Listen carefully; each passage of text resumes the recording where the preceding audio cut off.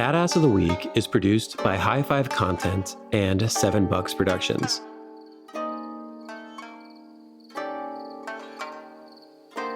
It is 10 p.m. on July 8th, 1864, in the heart of the Japanese capital. Kondo Isami, commander of the shogun's elite Shinsengumi, stands before the unassuming entrance of the Ikedaya tea house. He has 9 of his toughest warriors at his back, but he knows the clock is ticking on a plot to kidnap the emperor, assassinate the shogun, and burn Kyoto to the ground. Kondo knocks, and the moment the proprietor slides the door open, the peace of the evening evaporates. Kondo pushes past him, his hand resting lightly on the hilt of his katana. He doesn't just enter a room, he occupies it. As Kondo moves towards the stairs, he passes a servant frozen in the hallway.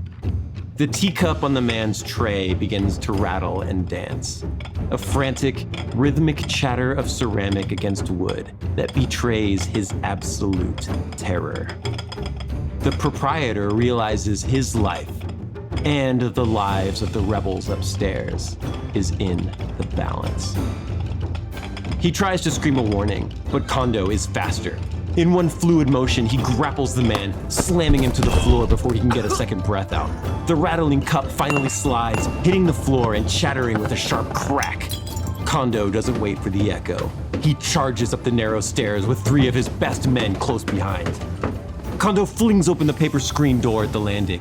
For a heartbeat, time stops. Kondo and his 3 corpsmen are staring down 35 Ronin, every one of them armed, many of them fueled by sake and revolutionary zeal. The standoff lasts only seconds. When one of Kondo's men steps forward to make an arrest, a rebel blade flashes in the dim light, cutting the Shinsengumi officer down in a single bloody arc. The room explodes. Surrounded, outnumbered nearly 10-1, and trapped in the cramped quarters of a tea house, Kondo Isami doesn't retreat. He settles into his fighting stance, grips his sword, and engages all 35 rebels in a frantic, screaming masterclass of close quarters swordplay.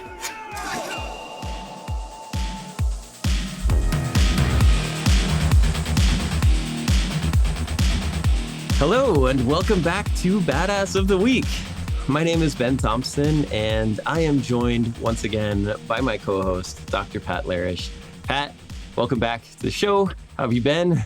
Thanks, Ben. It's great to be here. I've been busy. The semester's started up, so I've been teaching, and dealing with all that. And it's nice to just be here with you and relax with a nice cup of tea. Yes. That's going to be a theme today, because we are joined by a special guest. We are joined by a good friend of the podcast, writer, comedian, Instagram famous internet personality, Mike Primavera. Mike, welcome back to the show. It's always so great to have you here. I'm really happy that you could join us today. Always stoked to be here. I'm real excited for this one. Yeah, this one's going to be good. This is one that you and me have been kind of talking about doing for a long time. I feel like we've had to reschedule this recording like a million times for various reasons, up to and including like you're just stuck in traffic, or I'm completely unprepared to talk about this today. For a number of reasons, we've had to reschedule this. So I'm very happy we're doing it. We got it. We're going to crush this.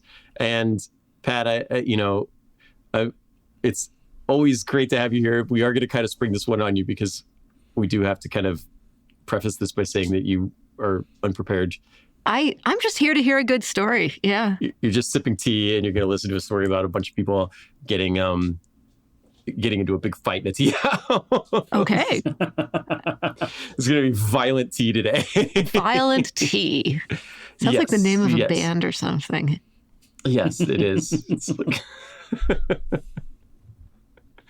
So we are going to tell kind of a wild story today. We're going to go into a time period that everybody knows is badass, but it's one of these ones I talk about it with the Vikings a lot, where we talk about different time periods that are very badass, but people don't always know all the details about it. So we're going to get into kind of feudal Japan. And I mean, I guess even like post-feudal Japan, it's going to be 1800s Japan, samurai, ronin, Kurosawa movies, sword fighting, people killing each other in the street with samurai swords. That's the time period we're going to talk about today. And we're going to tell a story that is, Mike, it's a pretty well-known story in Japan, although it doesn't really get out very much outside of that. Yeah, I hadn't really heard about it at all until we started researching this episode, but they still talk about it today. Yeah, in Japan, you were kind of like, we need to do some badass samurai stuff. I want to do some samurai stuff. And I was like, I got an awesome story. It'll be really fun. And then you were like, I started telling you about it. And you're like, we got to do this. And then I really feel like that was like a year ago that we talked about doing this episode. I feel like we've been working on this episode for that long. But let's set it up. We're going to go to our break, our first ad break. But before we do that, I'll kind of set the story up for you by telling you the story of, we'll do a quote from a guy named Nagakura Shinpachi.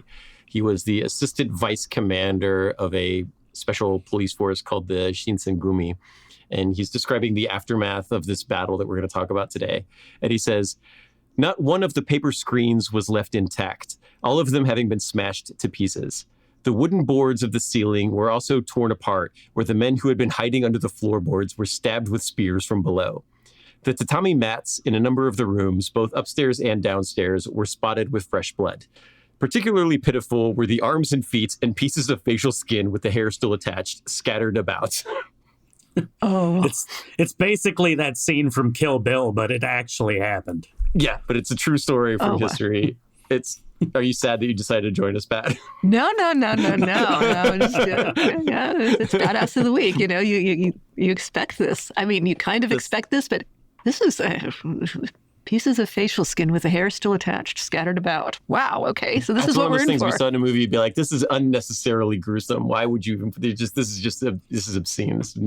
And then you're like, you read these guys, and you're like, and this guy sounds completely unfazed by it. He's like, "Yeah, that sucked." Like the beard's laying around on the ground.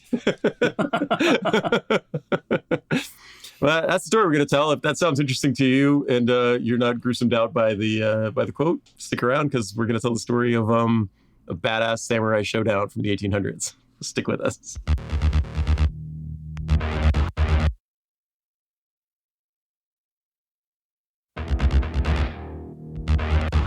All right, welcome back to Badass of the Week. I am here with Dr. Pat Larish and Mike Primavera, and we are going to talk about some badass samurai stuff.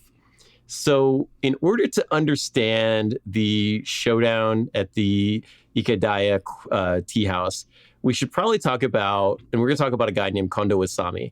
And in order to understand him, we kind of need to understand this time period of Japanese history because, Mike, we said before that like a lot of people don't know some of these stories, but like it's even hard sometimes for Westerners to kind of place the time period here. Yeah, it really is. I mean, when you think about it, you think it's hundreds or thousands of years ago, but it really wasn't that long ago. Yeah, samurai have this kind of mystique that seems kind of timeless almost.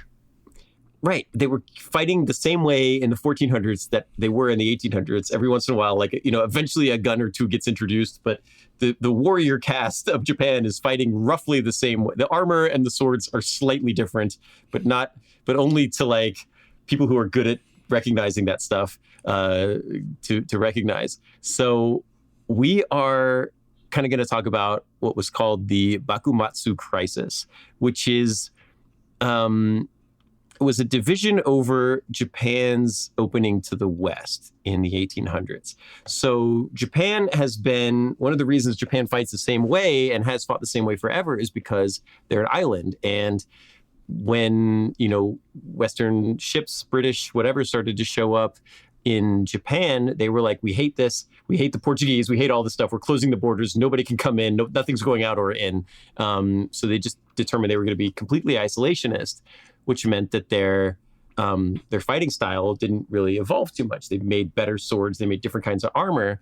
But when the U.S. Navy arrives in 1853, the U.S. Army is fighting with rifles and pistols and cannons and all this stuff. The Japanese Army is still fighting with swords and wearing samurai armor. And so the guy in charge of the U.S. Navy, he's a Commodore named Matthew Perry, and he arrives in 1853, and he shows up with like armor-clad gunboats and is like, you need to open your borders. And it's hilarious that his name is Matthew Perry. It's so funny, right? Yeah. Could you be any more isolationist? Yes, so Matthew Perry shows up, and all I can picture is friends. Like, there's nothing else. There's no other way to picture this guy. Yeah. He shows up and he's like, look, you're going to open your borders to foreign trade or we're going to bomb you into oblivion. And so they open the borders. And all right, so the setup, the political setup in Japan is the same setup we've had for a long time, which is there is an emperor, and the emperor is God, and the emperor is passed down from father to son, and it's a dynastic thing. But the emperor, as much as he is like in charge of everything, he doesn't really run the country. The guy in charge is called the shogun. He's the main samurai. He's the prime minister. He's the guy who runs the show. And when Matthew Perry shows up with David Schwimmer in 1853, and he's like, you got to open the borders. Okay, and I'm picturing these guys with like 1853 naval uniforms. Yes, absolutely. That's what's going on in my head. Yeah. It's so funny. And so they show up, and the shogun is a military guy, and he's like, look, we can't do anything. We have to open the border. Like, we can't fight these guys. They've got armor and guns and machine guns, and they've got crazy stuff, right? We can't fight these guys. And so they open the borders, and then Western stuff starts showing up. And there is this kind of class of people being like, we hate this. Let's just do it the way we used to do it. If the shogun has to bow down to the U.S. Navy, it's because he's weak and he isn't fighting these guys. So there ends up being this schism of being like, all right, this shogun sucks.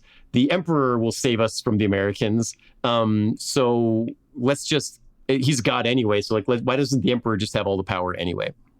So this banner starts to appear that says, "Revere the emperor, expel the foreign barbarians," and the shogun is viewed as a traitor who, and that political power should go back to the emperor in Kyoto.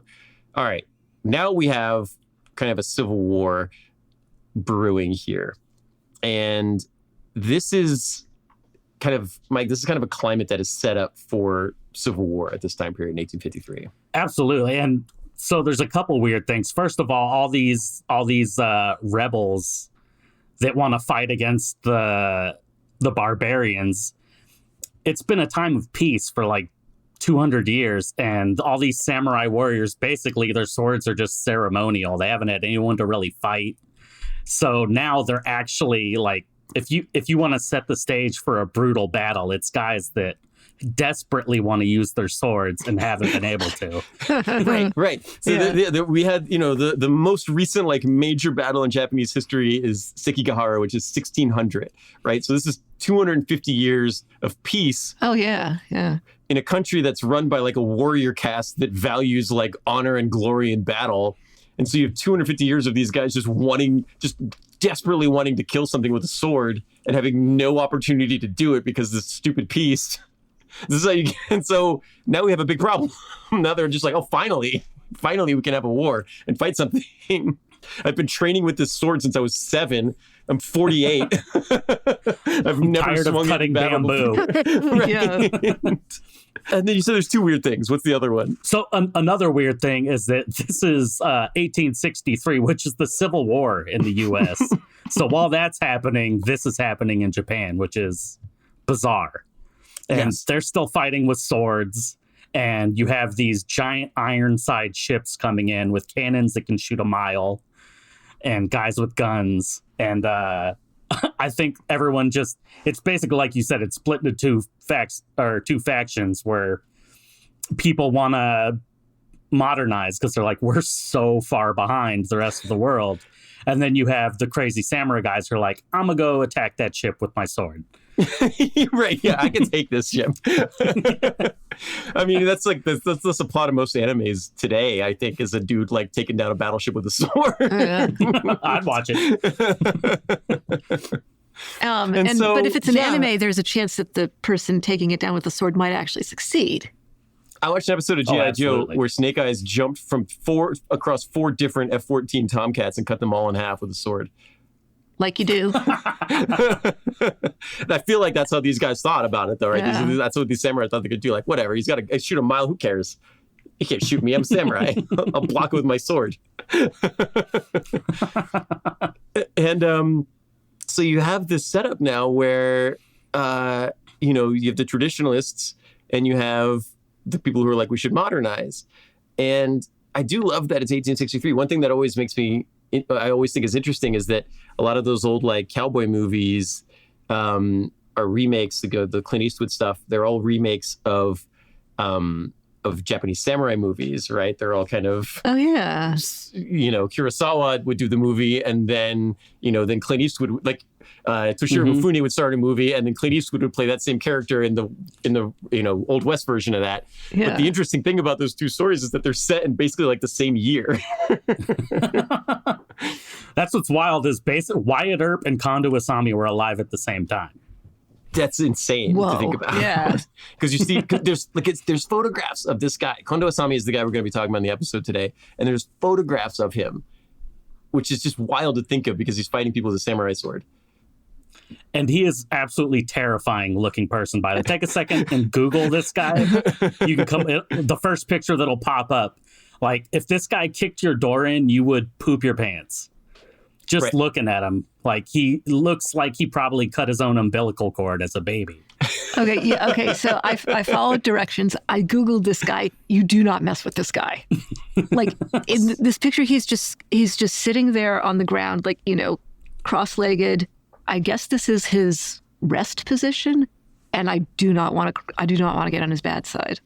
He's always armed. He's always ready to fight. He's probably like 5'2", but he will just mess you up. You do not want to engage with this character at all. Okay, so in this story, Kondo Isami, he's one of the old school guys. He's one of the I'm gonna chop Matthew Perry and his stupid ship in half with one swing of my sword. And it's kind of interesting because Mike Kondo isn't actually a samurai. He fights with samurai sword, but he's not really a samurai. Yeah, he's a farmer, the son of a farmer, but he did train since he was 14, right? In swordsmanship. So he knows what he's doing. So like the other people we were talking about, he's desperate to get out there and put some of this into practice. Yes. So he is a trained warrior, but he is not from the samurai class. So the samurai are kind of like knights, where it's hereditary. You're born into this class, or you're not. His family's farmers, but he was just that good that he could ascend. So let's talk a little bit about him. So the time period we're talking about is the late Tokugawa shogunate. And I guess what I want to do here is let's talk about Kondo Isami first. So he was born with the name Miyagawa Katsugoro. And he was born in 1834. He's the son of a farmer, and he was destined for life in the fields of Musashi province.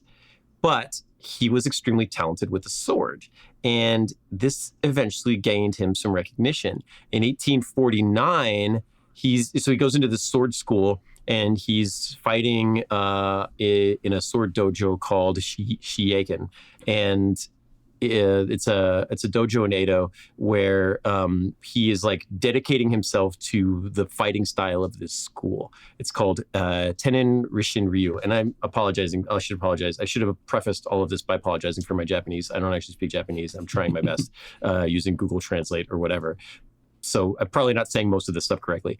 But the sword fighting style that he gets into is not graceful, athletic. This isn't like Darth Maul. This is just like, this is practical, brutal, hit as hard as you can, immediate, decisive, killing blows, forget speed, just hit as hard as you can and smash your enemies to pieces. This is the fighting style. And he becomes a master of it. He becomes recognized to the point where in 1849, he is he's only like 15 years old, but he becomes he's adopted by the master of the school. The master of the sword fighting school adopts him. And then in 1861, Kondo becomes the head of the dojo himself. Oh, good for him. Yeah. He was the son of a farmer, and now he's running a dojo. Wow. Yeah, gets into martial arts school, becomes like the prized student, is adopted by the leader, probably for, reasons that would allow him to keep training there. Yeah. And then in 1861, he becomes the leader of the school. Now, we run into a thing here where he starts meeting other guys from the school, right?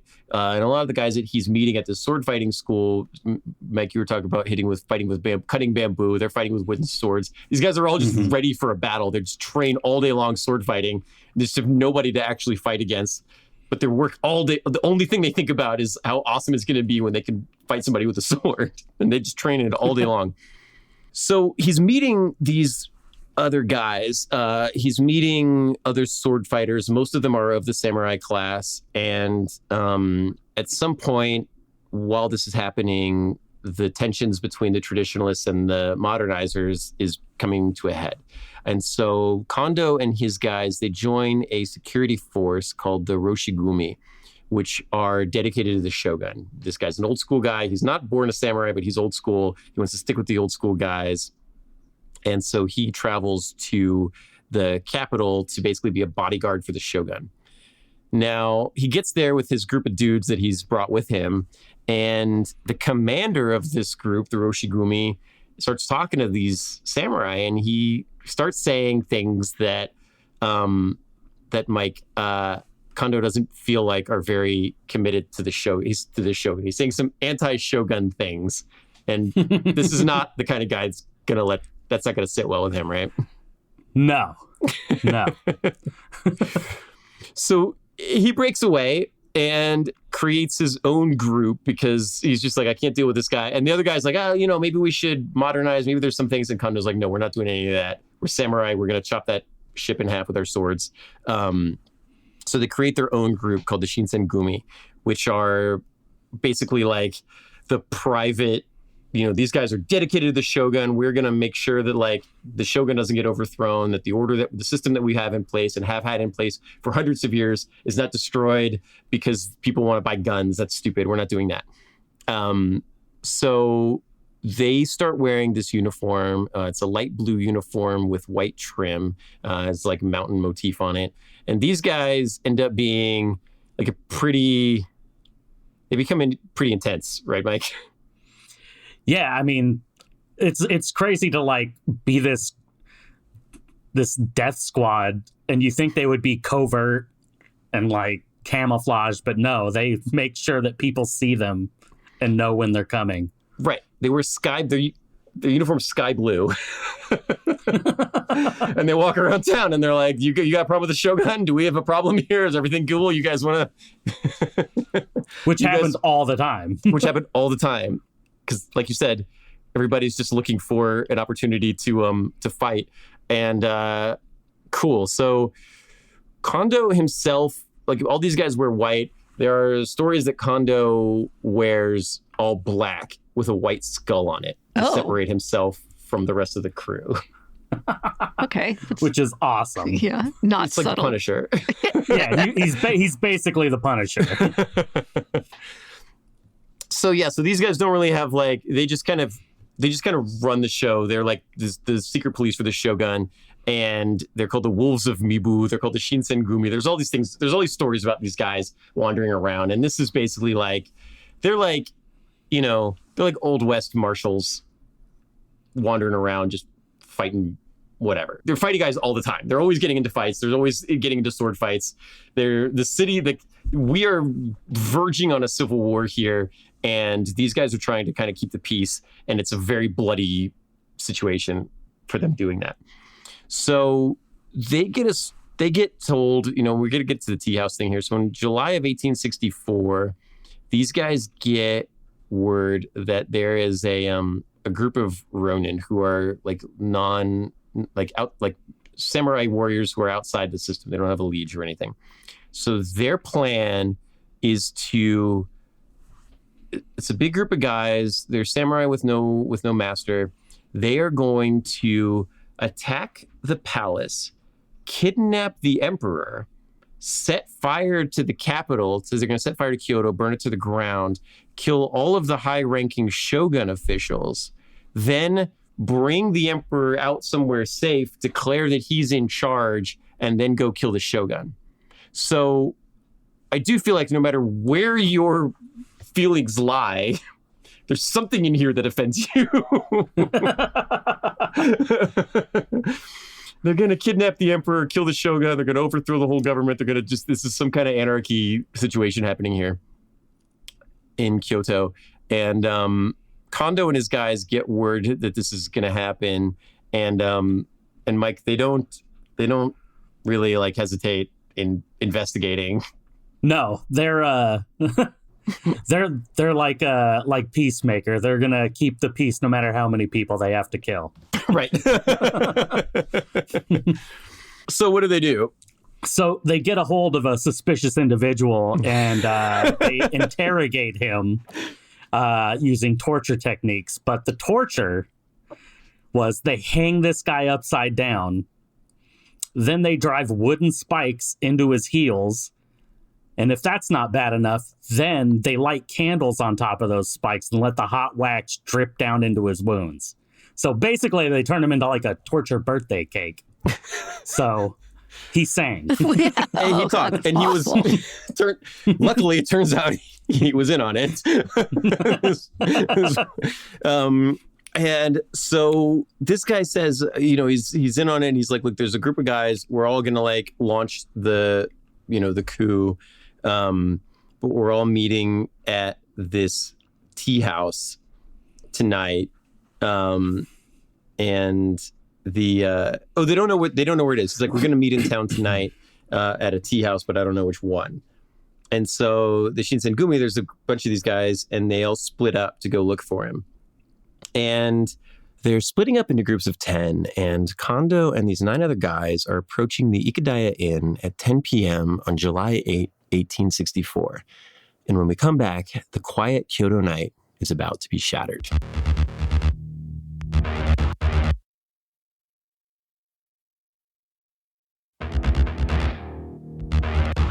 It's 10 p.m. Kondo Isami draws his blade and steps towards the Ikadaya Inn. The raid that would change the course of Japanese history has begun. It's a very peaceful tea house. They're looking for people who came to kidnap the emperor and assassinate the shogun.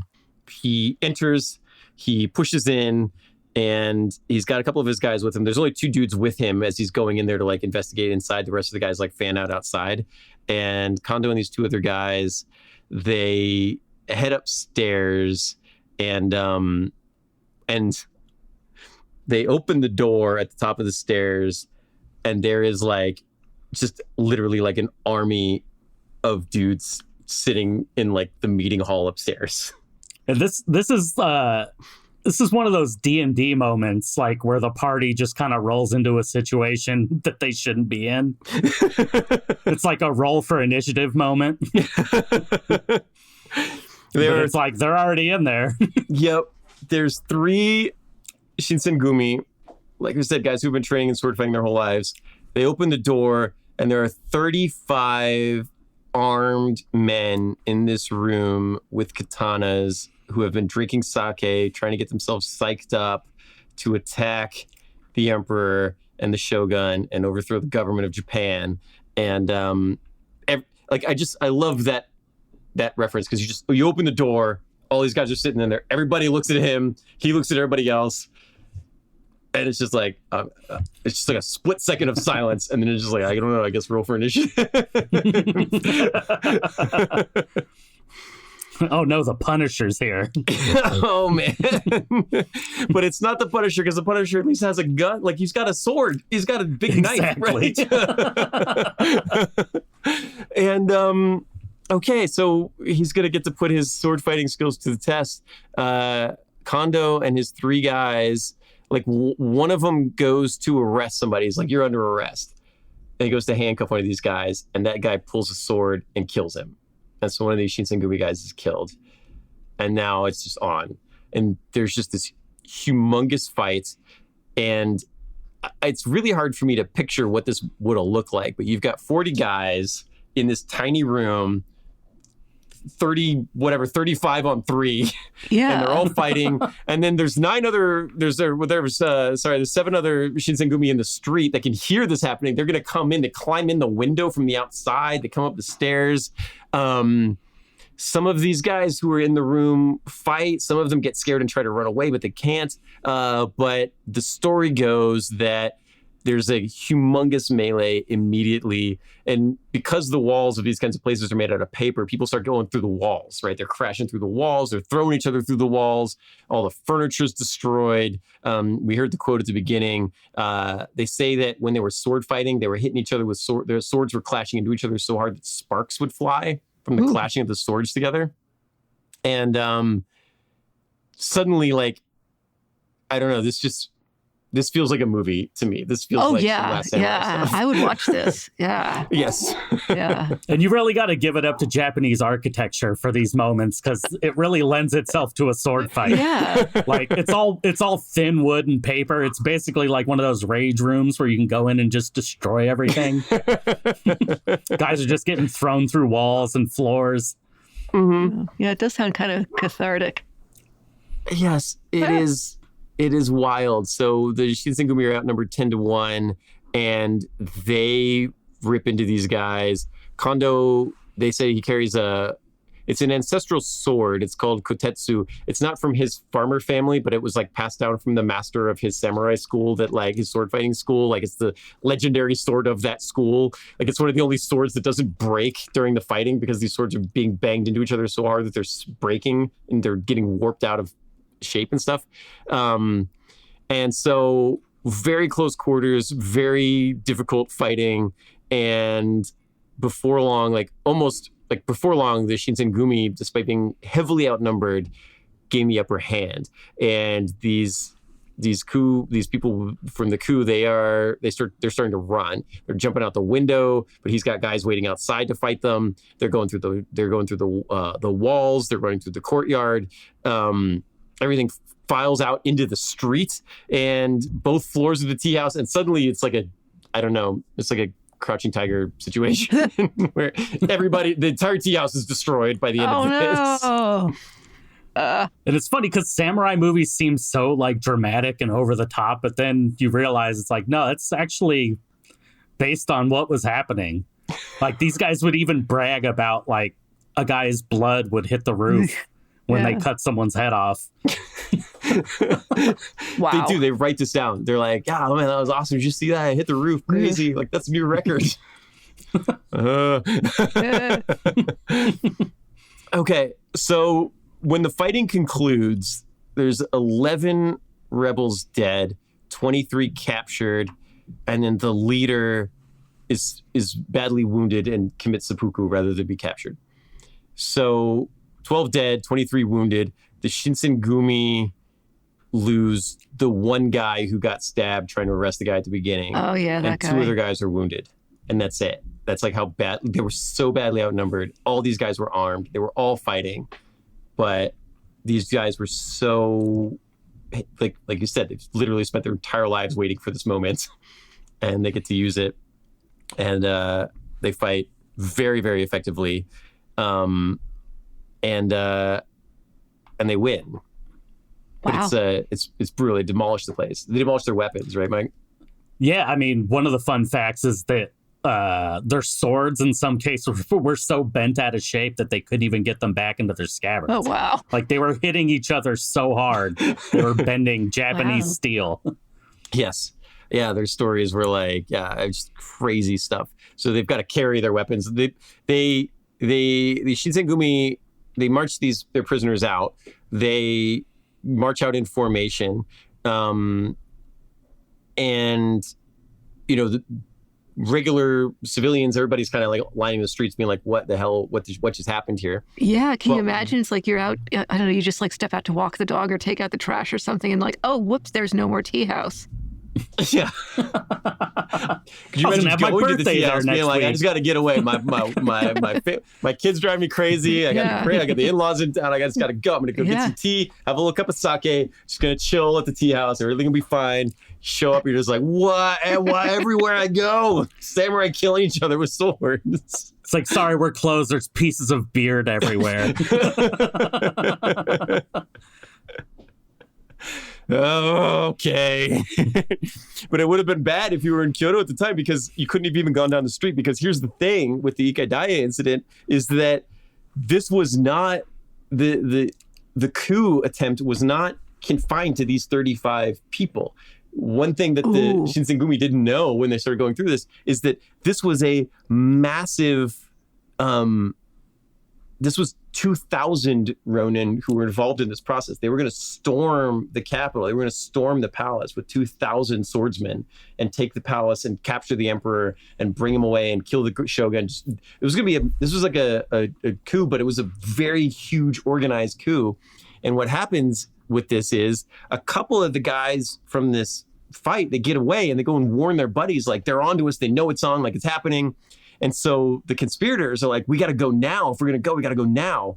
And so they launch this attack, but they're not prepared for it. They're not ready for it. The town guard has already been alerted because the fight has been going on for a while. The police are already mobilized because there's sword fighting happening all over the place.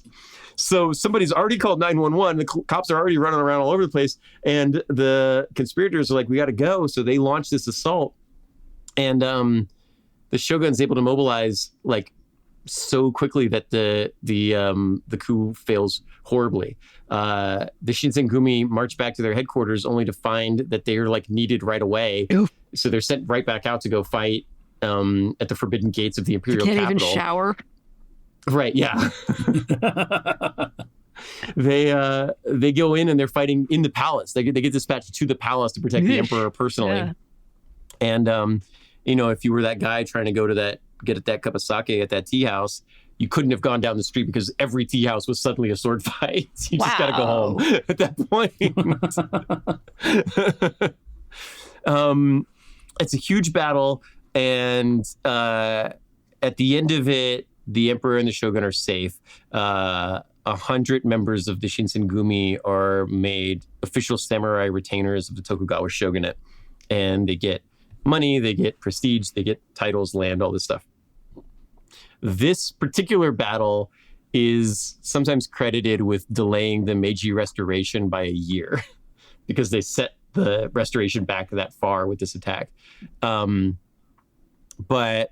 at some point, there was no kind of denying that Japan needed to modernize if they were going to keep up with the rest of the world. Yeah. And by 1868, the emperor,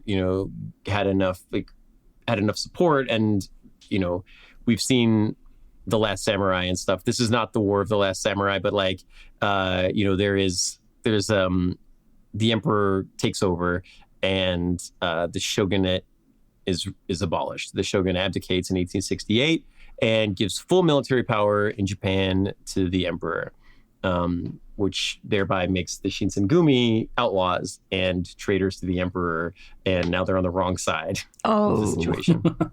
Whoops. Mm-hmm. Now, Mike, we were talking this is because we were kind of talking about this before, but this is not Last Samurai. Yeah, when you first start listening to this, you're like, oh yeah, this is The Last Samurai, but that was a few years later in 1877. But I mean, you could see how these events led to the writing was on the wall. This is the end of the samurai eventually, but they sure clung to it. Yeah, they hung on to those swords for a long time. We finally get to use our swords, man. What are you doing to us, man? I'm not gonna learn how to use a gun. This sucks. You can't cut bamboo with a gun. Well, you get a bayonet. You get a really big bayonet. How about that? No. So what does this mean for Kondo personally? So Kondo's in a bad spot now because Kondo has been the face of shogunate authority, and now he's on the wrong side of this situation. He, of course, being Kondo, refuses to yield. He's going to cut that ironclad warship in half with his ancestral katana if it's the last thing he does. But he continues to lead the Shinsengumi, who are now outlaws, and they're being hunted by the emperor and the emperor's forces. And he fights this kind of grueling, retreating battle into the countryside of Japan, where the samurai have more support than in the cities.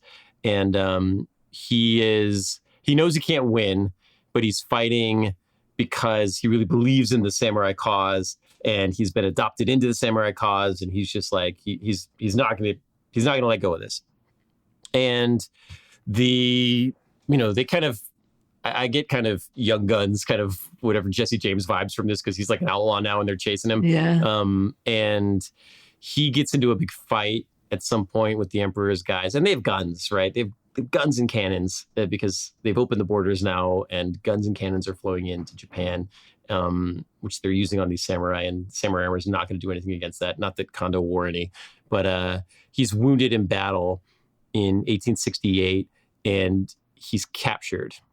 And one thing that's interesting with Kondo is that he's captured along with some of the other guys from the Shinsengumi, and a lot of these guys were samurai. They were from the samurai class. And, regardless of whether the soldiers of the emperor were foot soldiers or not, they believe in this stuff, right? They still have the feudal system. They still have samurai. And, the samurai that were in the Shinsengumi were treated as prisoners of war. They were treated with respect. But Kondo Isami is not a samurai. He was born a farmer's son. And when he's captured, he is not given the respect of a samurai. He's not treated like a samurai. He is treated like a commoner. And he wants to commit seppuku. They won't let him. Yeah, and one thing that happens, so when they catch him, Kondo knows his head will be put on display as a message after they execute him. So he asks one of the guards, like, hey, would you let me shave my face so at least I have some dignity? And they wouldn't even give him the 2-inch knife to shave his face. Oh, because they're like, this guy will kill like 7 of us with a razor. Even just a dinky little razor blade. Wow, yeah. Yeah, no sharp edges for this guy. Can't have it. No. Electric razors haven't been invented yet. Yeah. But they did let him speak some final thoughts right before his execution, which I thought was kind of poetic. He's quoted as saying, "Submitting to the will of another, I have nothing to say on this day. I value honor above life. Ah, the flashing sword, to which I readily surrender and repay my lord's kindness with my life. I have been a great trouble." Wow. Putting it lightly. Yeah. Yeah. Oh, so that's Kondo Isami. That's Kondo Isami. I understand why you want to kill me. Yeah. But I would do exactly the same thing again if you gave me the opportunity. Yeah. You were right to not give me a quill to write that down. Because I really do think I could have killed 8 of you with it. Yeah, probably. So he is executed as a common criminal. He is not allowed to commit seppuku, which is a great disrespect to him because he considered himself a samurai. Yeah. He's killed just outside Edo on May 17th, 1868, at the age of 33. He's only 33. He's a baby. Yeah, I know. He, this is a good life. Yeah, he could have killed so many more people. So many more people could have killed. Yeah. His head was later publicly displayed. As he did not get to shave it. Yeah. Yep. Lots of heads on pikes. That's the Pat and I have a Badass of the Week bingo card. Mm-hmm. Heads on pikes is the center, is the free space in the center. Yeah. And he was born a farmer. He transcended into the samurai class, which was absolutely impossible at the time for basically anybody, except that he was such a great sword fighter that he was able to do that. He had samurai who answered to him, which was unheard of for a commoner. Then he led his followers in a lost cause, trying to fight for what he believed in. And, we can there's definitely an argument to be made as to whether he was on the right or wrong side of this, but he believed it and he fought it. And he, he stayed loyal to the ancient code of the samurai. He, to his dying day, I'm sure believed that if you handed him a straight razor to cut his face, he could destroy an F-14 with it. Oh, yeah. Bushido to the end. Yeah. Bushido to the end. He loses and dies, and his cause is lost, but he is kind of this loyalist, and he embodies the spirit of the samurai, kind of clinging to the last vestiges of the samurai code at the end of the samurai days. And today, he isn't viewed as, as a failure. He's viewed as kind of like one of the last real samurai in the last warriors of the Tokugawa era. He was a farmer's son, and he had a compelling story, and it still resonates with people today. And he still is mostly it's anime now, but like he's a hero in a lot of those stories. And the sword school that he was a part of is still active in Japan right now. Oh, wow. Which is very cool. And there's a plaque and a statue of him in Kyoto. Oh, wow. So he lives on. Yeah, that's not bad. And Mike, you said you played a video game with him recently? Yeah, so there's this game called Rise of the Ronin where you literally get to play this whole timeline. Oh, it wow. starts with Matthew Perry showing up. And yeah. Is there a tea house? I wish I could sing because I would do the theme song. 100%. I wish I had any voice for radio, I would do it. It's going through all of our heads, yeah. Yeah, and so he's in it. It's a cool game, and you get to train with Kondo at one point to like up your sword stats. Cool. That feels like a good legacy. Does he wear the Punisher uniform? No, I wish though. I feel like that was a real missed opportunity. It's black with a big white skull on it. Maybe they thought it was too on the nose. Marvel's very litigious. Yeah. All right. Well, that's Kondo Isami. That's the showdown at the Ikedaya Tea House. It's kind of one of the last great sword on sword fights in Japanese history. The Last Samurai, there is some sword fighting involved, but most of the people have guns in that scenario. This is kind of the last stand of the samurai. And Kondo Isami, who was not actually even a samurai, gets to be there in the middle of it. One of the most famous sword fighters from a time period that that produced everybody was trying to be the greatest swords fighter. So, I think that's kind of an interesting story. But anyway, Mike, thanks for helping me tell the story. And Pat, thank you for sitting here listening to it. I hope we didn't. Thank you, Mike. Thank you, Ben, for for this. This was quite a story. Yeah, that's really fun. Yeah, thank you. Yeah, lots of.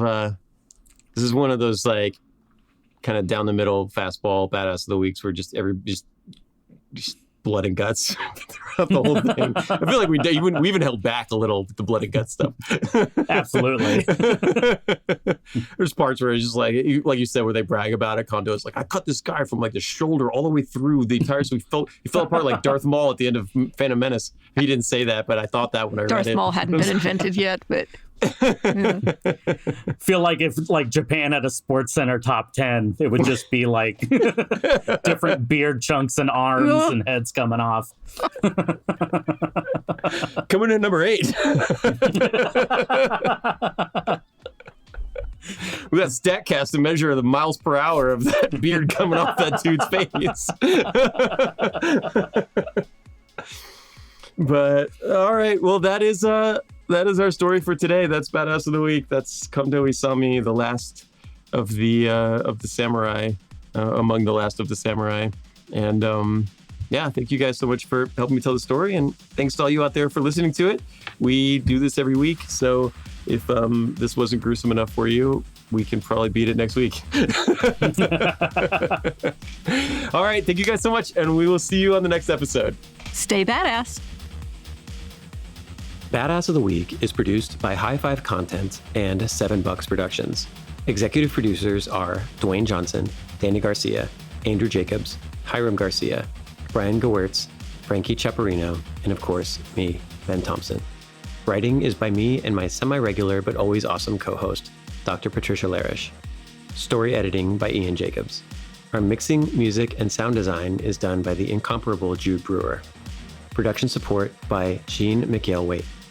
Badass of the Week is based on my website, badassoftheweek.com, where you can read all sorts of stories about other badasses. If you want to reach out with questions or ideas, you can email us at badasspodcast@badassoftheweek.com. If you like this podcast, please subscribe, follow, listen, tell your friends, and tell your enemies. And please leave us a review. If you want to support Badass of the Week, please check out our Patreon page. We'll be back next week with another one.